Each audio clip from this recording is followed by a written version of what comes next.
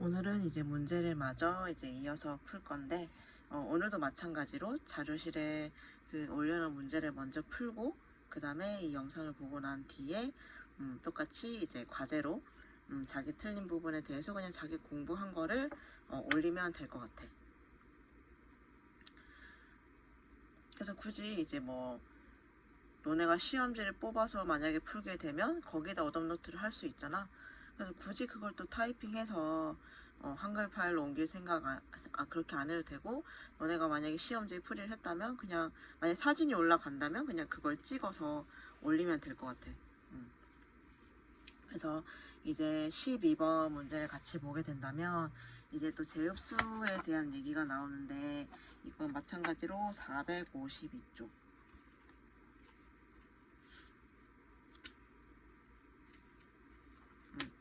452쪽에 콩팥 세간 재흡수가 있어. 그래서 1번부터 보게 되면 이제 옳은 것을 고르는 문제란 말이지. 그래서 재흡수와 분비가 가장 활발히 이루어지는 곳은 먼쪽 곱슬 세간이다. 그래서 1번은 틀렸지. 먼쪽이 아니라 몸쪽 곱슬 세간이 되겠고, 이것은 페이지 452쪽에 각 부위의 재흡수에서 두 번째 점에 나와 있어. 그래서 1번은 틀린 말이고, 2번을 보게 되면 몸쪽 곱슬 세간과 집합간에서는 바소프레신 등의 항인효 호르몬이 작용하여 토리 여가액의 12에서 15%가 재흡수가 된다. 이것은 453쪽에 점 두 번째 보면 나와 있는데, 몸 쪽이 아니라 먼 쪽이라고 나와 있지. 그래서 두 번째 점에 먼쪽 곱슬 세간과 집합간에서는 바소프레신 등의 항인 호르몬이 작용하여 토리 여가액의 12에서 15%가 재흡수가 된다. 그래서 우리가 2번도 틀린 말이고, 3번 나트륨의 재흡수는 대부분 먼쪽 곱슬 세간에서 이루어진다. 그래서 이것에 대한 설명은 454쪽에 첫 번째 점에 보면 나와 있어. 나트륨의 재흡수는 대부분 몸쪽 곱슬 세간에서 이루어진다. 그렇기 때문에 이 3번도 틀린 말이 되겠고, 4번을 보게 되면 나트륨의 섭취량이 많을 때는 토리의 여가량이 감소한다라고 돼 있는데, 거기 바로 봤던 점 밑에 세 번째 점에 보면은 나트륨의 섭취량이 많을 때는 토리의 여가량이 증가한다라고 나와 있어. 그렇기 때문에 이제 4번도 틀린 말이 되겠다. 그 다음에 이제 5번 문제를 보게 되면, 5번 보기를 보게 되면, 포도당은 주로 토리 쪽 곱슬 세간의 처음 부분에서 재흡수되며 나트륨과 공통의 운반체에 의해서 함께 이동이 된다라고 나와 있는데, 이것은 어디에 돼 있냐고 하면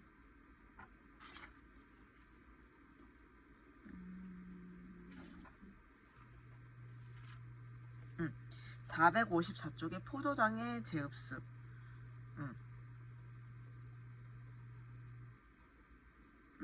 포도당이 재흡수의 첫 번째 점에 나와 있어. 주로 토리 쪽 곱슬 세간의 처음 부분에서 재흡수되며 나트륨과 공통의 운반체에 의해 함께 이동이 된다. 그래서 이제 12번의 답은 5번이 되겠다.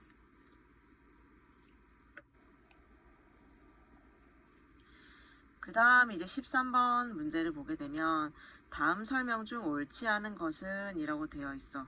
그래서 호흡에 관한 문제인데 이것은 435쪽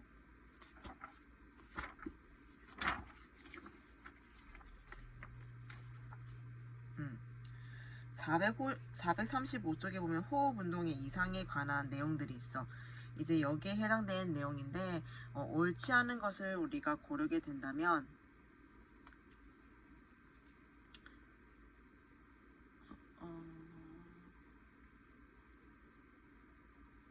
1번부터 보게 되면 뇌염이나 수막염에 의한 머리뼈의 뇌약 함정 시 비오칠 호흡을 볼 수가 있다. 이건 맞는 말이지. 그리고 호두덕계 근육이 수축되고 물이 허파로 들어가는 경우는 습성 질식이 된다. 이것은 이제 우리가 침수 질식에 관한 이제 내용인데 435쪽이 밑에 보면 질식에 대한 얘기가 있고 그 뒤에 보면 이제 침수 질식이 나와 있어. 그래서 우리 잠깐 2번 설명을 보면 침수로 인해 발생하는 질식으로 호흡을 정지한 상대가 성대문 연축을 일으킨다. 그래서 이러한 경우는 건성 질식이 되고, 밑에 점을 보게 되면 후두덕계 근육이 이완이 되고 물이 혀파로 들어가는 경우를 습성 질식이 된다. 그렇기 때문에 2번에서 틀린 것은 근육의 수축이 아니라 근육의 이완이기 때문에 옳지 않은 것은 일단 2번이 되겠다.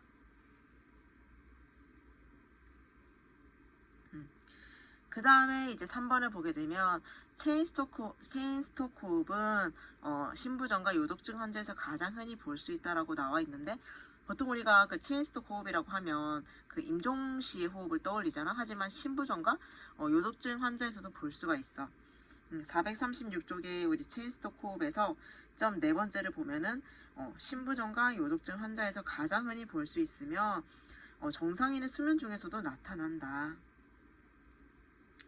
그래서 이 외에도 보게 되면 그 마지막 점에 보게 되면 노인에서는 기관지 폐렴이나 호흡기계 질병에서 나타날 수 있으며, 건강한 성인에게도 과도 환기가 있거나 고도가 높은 곳에 올라갔을 때 발생을 할 수가 있다.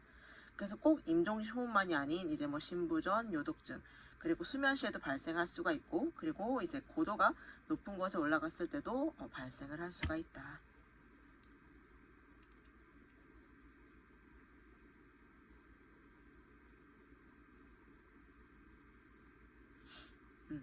그리고 4번 신생아 호흡곤란 증후군은 폐를 성숙시키는 계면활성제의 부족으로 발생한다.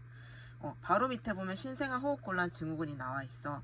거기에서 이제 세 번째 줄에 그러나를 보게 되면, 그러나 표면활성제 결핍이 있을 때는 신생아의 호흡곤란 증후군이 나타난다. 그래서 4번도 맞는 말이고, 5번 호흡곤란은 혈액 속의 탄산가스 분압이 높아져 호흡 조절 중추를 지나치게 자극하기 때문에 일어난다. 이 또한 맞는 말이기 때문에 이제 답은 13번에는 2번이 옳지 않은 것이고, 14번을 보게 되면 다음 설명에 해당하는 것은 보기를 보면 알도스테론의 분비를 조절하고 콩팥의 먼쪽 곱슬 세간에서 나트륨 흡수와 칼륨 배출을 촉진하며 혈전증의 나트륨 농도와 칼륨 농도를 일정하게 조절한다. 그래서 이건 14번은 우리가 577쪽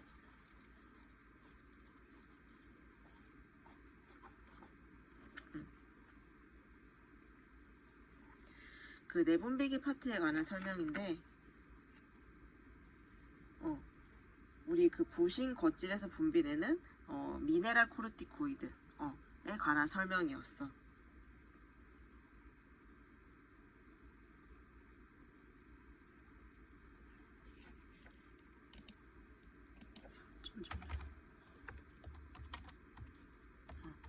그래서 이제 그 미네랄 코르티코이드 설명을 보면 콩팥의 먼쪽 곱슬 세간에서 나트륨 흡수와 칼륨 배출을 촉진하며 혈장 중의 나트륨 농도와 칼륨의 농도를 일정하게 조절하고 알데스테론의 분비를 조절한다. 그래서 우리가 14번의 답은 2번이 되겠고, 우리가 부신겉질에서 나오는 호르몬이 여기에 보면 몇 가지가 있니? 이 미네랄 코르티코이드를 포함해서 이제 당질 코르티코이드도 있고 이 부신성 안드로겐이 있어. 그래서 이 각각의 어떤 역할을 하는지도 아는 것이 되게 중요해. 그래서 당질 코르티코이드를 같이 보게 되면 스트레스에 반응하는 호르몬으로 지방과 단백질을 당질로 전환한다. 그리고 이제 부신성 안드로겐은 말 그대로 우리가 안드로겐 알고 있잖아. 그렇게 생각하면 돼. 그래서 부신겉질에서 분비되는 남성 호르몬이긴 하지만 여성에게도 분비가 된다. 그렇게 해서 이제 답은 우리가 미네랄 코르티코이드가 답이겠고, 2번 15번을 넘어가게 되면 이제 골수에 대한 설명이 나와. 이 골수에 대한 설명은 288쪽 288쪽을 보게 되면 이제 6번 골수라는 말이 나오는데 옳은 것을 고르는 거야. 그래서 이제 태생기 때는 이제 혈구세포가 간이나 지라에서 생성이 된다. 이거는 맞는 말이지. 바로 첫 번째 점에 나와 있어. 태생기 때는 혈구세포가 간이나 지라에서 생성이 된다. 그리고 2번을 보게 되면 성인의 혈구 및 혈소파는 간이나 지라에서 생성이 된다. 이건 틀린 말이지. 태생기 때는 이제 간이나 질에서 생성이 되지만 성인의 혈구 및 혈소판은 이제 골수에서 생성이 돼. 그래서 첫 번째 점에 뒤에 이어서 이제 설명이 나와 있어. 그래서 일단 답은 1번이지만 2번도 그 부분이 틀렸고, 이제 3번을 보게 되면 이제 골수의 세 번째 점을 보게 되면 활성이 왕성한 골수를 적색 골수야. 그렇기 때문에 3번도 틀린 말이고, 4번은 지방이 침륜이 되어 불활성화된 골수를 적색 골수라고 하는데, 지방이 그 침륜이 되어서 불활성화된 골수를 적색 골수가 아닌 황색 골수라고 하지. 그래서 골수 부분의 그 세 번째 점에 똑같이 설명이 나와 있어. 그리고 5번 보기는 그 골수 설명에서 두 번째 점인데, 소화의 혈구 세포는 위팔뼈와 넙다리뼈를 제외한 엉덩뼈의 골수 공간은 불활성화가 된다라고 되어 있는데, 이거는 성인에 대한, 즉 20세 이상의 경우고, 이 소화의 혈구 세포는 모든 뼈 조직의 골수 공간에서 활발하게 생성이 된다. 그래서 이 골수의 첫 번째, 두 번째, 세 번째 점에서 이 보기의 내용들이 모두 포함이 되어 있어. 그렇기 때문에 이제 그 15번의 답은 1번이 되겠고, 그 다음에 16번. 16번을 보게 되면 이제 쓸개에 대한 설명으로 옳지 않은 것은 이라고 나와 있는데, 쓸개에 대한 설명으로 넘어가게 되면 383쪽에 쓸개가 나와 있어.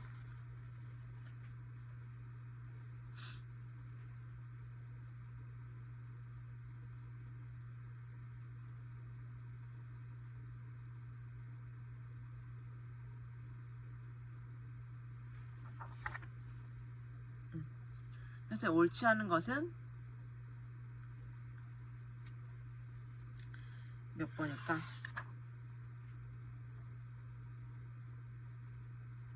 답은 5번이 되겠다.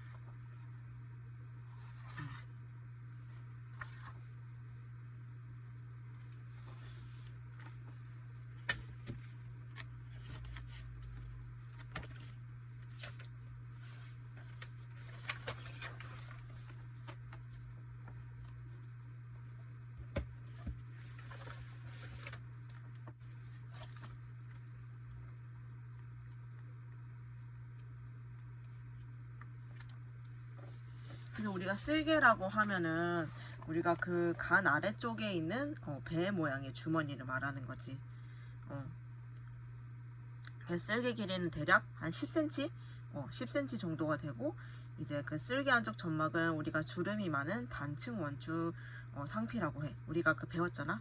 세포의 모양과 배열에 따라서 거기서 단층 원주 상피에 이제 속하는 거고, 우리가 이제 쓸개즙의 주 색소는 뭐니 얘들아? 쓸개즙의 주 색소는 이제 혈색소가 분리되어 나온 빌리루빈이야. 우리가 알고 있는. 그래서 우리가 빌리루빈이 역할이 되게 중요하단 말이야. 빌리루빈의 이제 대사산물이 우리가 대변의 색깔을 갈색으로 띠게 하고 소변을 노란색으로 띠게 하는 거야. 그래서 만약에 쓸개즙이었을 경우에는 각각의 색깔을 띠지 못하고 회백색으로 되는 거지. 그래서 이제 쓸개도 중요하다.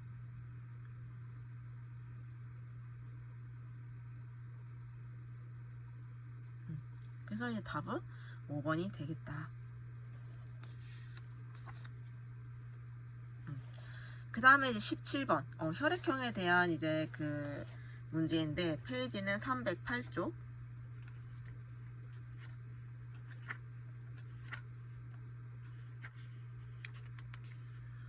308쪽에 보면 그 표 5-2번 네, 표가 나와 있어. 그치? 이걸 보면서 이제 답을 비교하면 될 것 같은데, 1번부터 보게 되면 A, B형은 적혈구 막에는 응집원이 없다. A, B형은 응집원은 있지, 응집소가 없고, 그렇기 때문에 1번은 틀린 거고, A형은 적혈구 막에는 응집원 A가 있다. 그치? 책에 보면 혈액형 A는 응집원에 A가 있지. 그래서 답은 2번이고, 3번 O형은 적혈구 막에는 응집원 AB가 있다. O형을 보면 응집원은 없고 응집소만 있기 때문에 3번은 틀린 거고, 4번은 B형은 혈청에는 이제 B라는 응집소가 있는데 틀린 거지. 알파가 있고, AB형은 혈청에는 응집소 A가 있다. AB형의 응집소는 없지. 그렇기 때문에 답은 2번이 되겠다. 그래서 우리가 이 혈액형도 되게 한 번은 짚고 가봐야 할 부분이긴 한데, 우리가 이 혈액형을 떠올렸을 때 떠오르는 질병이 뭐가 있니 얘들아? 옆에 태아 정모구증이 있지. 그래서 이것도 같이 한 번씩 읽고 넘어가면 좋을 것 같고, 그 다음 문제를 보게 되면 18번 당뇨병에 대한 설명이 나와 있어. 이것은 우리가 그 내과 전문 응급처치약 책을 보면 될 것 같아. 내과 전문 응급처치약 323쪽.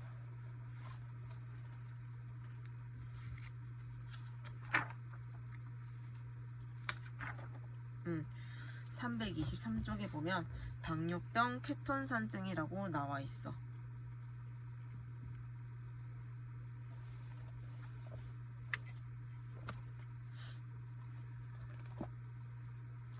그래서 이제 당뇨병 케톤산증에 대한 설명으로 옳은 것은 이라고 나와 있는데,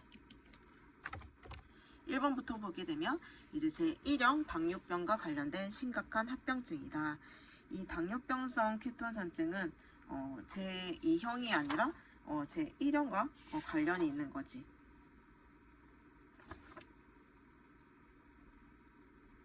제1형과 관련이 있는 거지.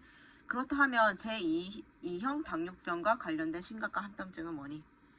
당뇨병 케톤산증은 1형과 관련이 된 거고, 2형은 그 고혈당, 고삼투성, 비케톤성 혼수가 2형과 관련이 된 거지. 그렇기 때문에 1번은 틀린 거고, 2번 얕고 느린 호흡이 특징적이다. 이것도 맞는 말이니? 그 324쪽 그 내과 전문 응급처치약 324쪽에 징후와 증상을 보면 그 두 번째 줄에 초기 단계에서는 소변 생산 증가, 건조하고 따뜻한 피부와 점막을 포함한 인유 증상이 나타나고, 환자는 전신 권태감이 증가하면서 과도한 배고픔과 갈증을 호소한다. 그리고 체액 손실은 빠른 맥과 전신 허약감을 야기한다. 그래서 그 밑에 케톤산증이 진행됨에 따라 산증에 대한 주요 보상 기전이 일어나는데 깊고 빠른 호흡 양상을 보이는 쿠수말 호흡이 나타난다. 그렇기 때문에 이제 2번 또한 틀린 말이고,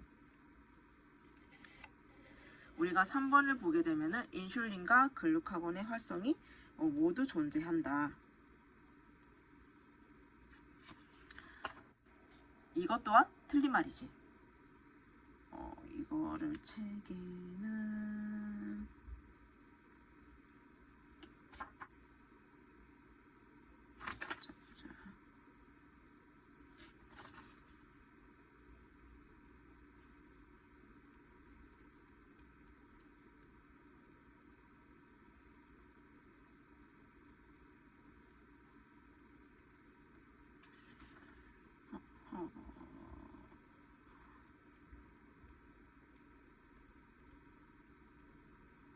이 인슐린이랑 그 글루카곤의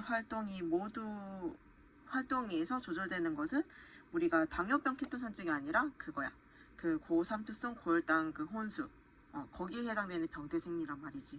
그 당뇨병 케톤산증이라고 하면 그 두 가지의 활동 모두에서 조절되는 게 아니라 그 인슐린의 효과를 방해하는 그 생리적 스트레스에서 발생이 되는 거기 때문에 이것 또한 그 고삼투성 고혈당 상태에 그 해당되는 말이야.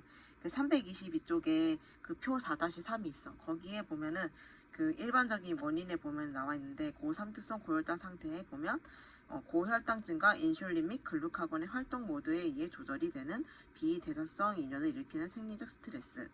그렇기 때문에 이것도 틀린 말이다. 그리고 4번 혈액 내에 있는 케톤의 일부가 허파를 통해 배출되기 때문에 호흡기 과일향이나 케톤 냄새가 난다. 그치? 이것은 324쪽에 그 징후와 증상 두 번째 달라. 그 쿠수마울 호흡에 이어서 나와 있어. 호흡에서 과일향이나 케톤 냄새가 난다. 이는 혈액 내에 있는 케톤의 일부가 허파를 통해 배출되기 때문이다. 그래서 답은 4번이 되겠다.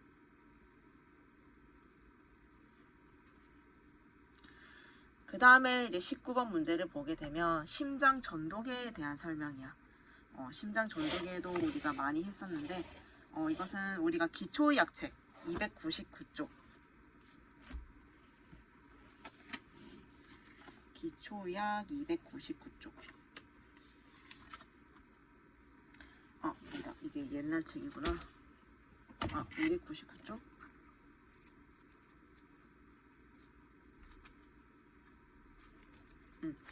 299쪽에 보면 밑에 심장의 전도계라고 나와 있어. 그치? 그래서 우리가 이 심장 전도계에 대한 설명을 볼 텐데 1번부터 보게 되면 여기서 옳은 것을 고르는 거야. 그래서 심장 주기 중 좌심실 압력이 증가되는 시기는 심실 등장성 수축기이다. 우리가 그 뒤로 넘어가게 돼서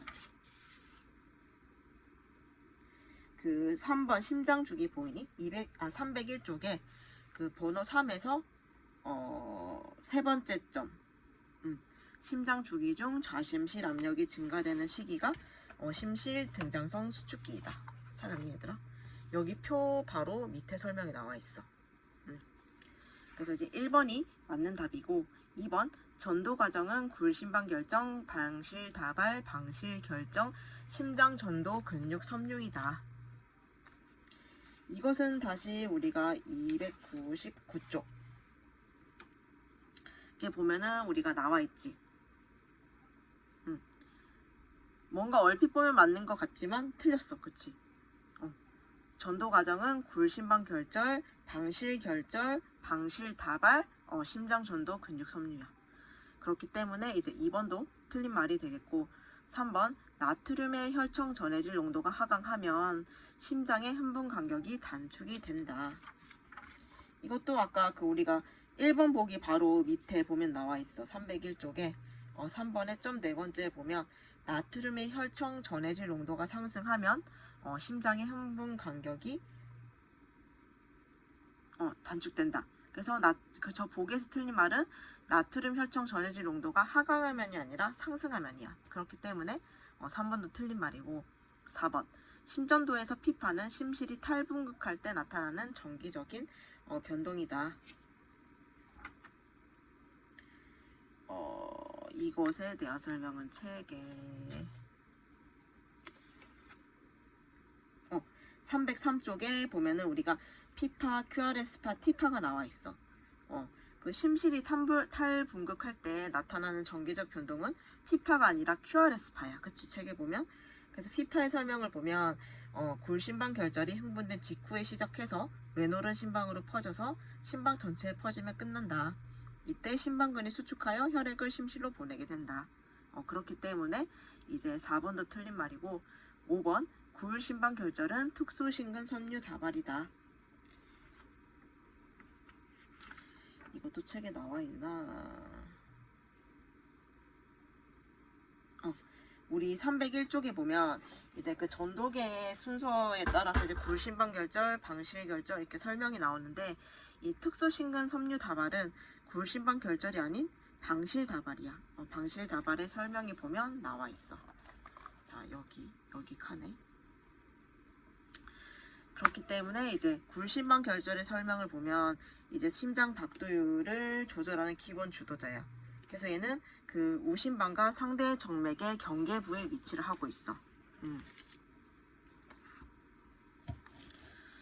그리고 이제 굴심방 결절에서 발생된 자극은 외노른 심방을 수축시키며 방실 결절의 형태학적인 연결이 없이 전달이 된다.